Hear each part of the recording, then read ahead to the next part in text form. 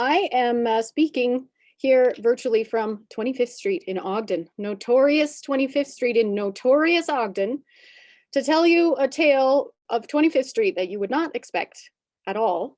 It's a story of Mary Nakaishi, and she was known as the Angel of 25th Street. She started a homeless shelter, which is still going today, but not at all the way you would expect. First, you need to know a tiny bit about 25th Street story. Ogden, 25th Street is the main street in Ogden. It runs from Union Station east toward the mountains. And first it was a sleepy little farm town until the railroad arrived in 1869 and the world piled into Ogden. It was the crossroads of the West. It's where the Central Pacific and the Union Pacific met, and everybody who was on a cross-country journey had to get off and have a 1 or 2 day layover in Ogden. So immigrant populations piled in by the hundreds and then the thousands. It was an incredibly diverse place for decades as the crossroads of the West, and 25th Street was where all the action happened. We had people from everywhere, literally all over the world, who moved to Ogden and settled in here in their different communities. But then in 1950, post-World War II, the bottom fell out of the railroad and it died. And that meant that Ogden died with it. And 25th Street became a very dangerous, and so people say, very scary place. And that is where the story of Mary Nakaishi begins, because as everybody was moving out, she moved in. She was born in Salt Lake City.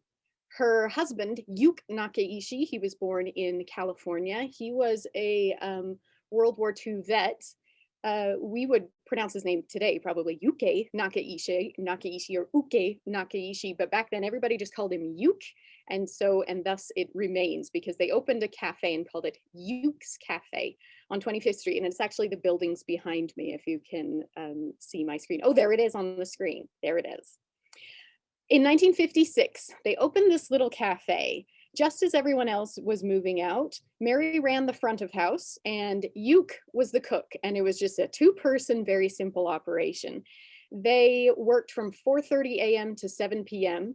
and offered food to anyone, regardless of race, religion, or whether they could pay. So troubled souls found themselves frequently stumbling into Yukes Cafe to get a warm bowl of soup. Hundreds and hundreds of customers. Most of them ate on credit. They couldn't pay, but that didn't matter. And they actually didn't even call their customers customers, they called them friends. And soon they were doing a lot more than just feeding them. They gave them a place to stay. They helped them fill out social service applications. They would hold on to their money for them. If they didn't trust themselves to control their own money, Mary would hold on to the money for them. Mostly, she said, they had drug addicts, alcoholics, or people with just mental health or family problems, and they were there for them. One of Mary's favorite things to do was to go to rummage sales and buy nice clothes, clean and press them, and then she'd lay them out on the kitchen table and just invite people in to come and get a fresh new set of clothes. And she delighted in the fact that the clothes would be gone in half an hour, she said, every time. But Mary Nakaishi said that the key to everything that they did was to just listen. And she said, as simple as that. We listen to their stories. And we really listen and hear the truth. And once we know their story, we know how we can help them. And so they would do anything and everything. Once they heard the person's story, they'd say, okay, you just can't keep a hold of your money, can you? Let me hold on to it for you and I will give it to you for a worthy cause. And they operated their business for 40 years. They lost thousands every year. Let's see. But they didn't quit. They never quit. In fact, they were offered, I'm like getting emotional because it's such a cool story. They were offered a better place, a nicer location for their restaurant, and they turned it down. They said, no, this is where we belong.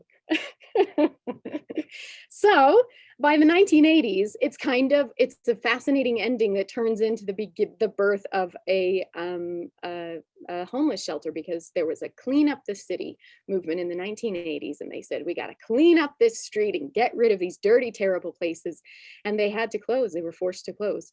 So they took all of their resources and turned it into St. Anne's Soup Kitchen and Lantern House Homeless Shelter, both of which are still going strong today. And that is the tale of Mary Nakaishi of 25th Street, the angel of 25th Street.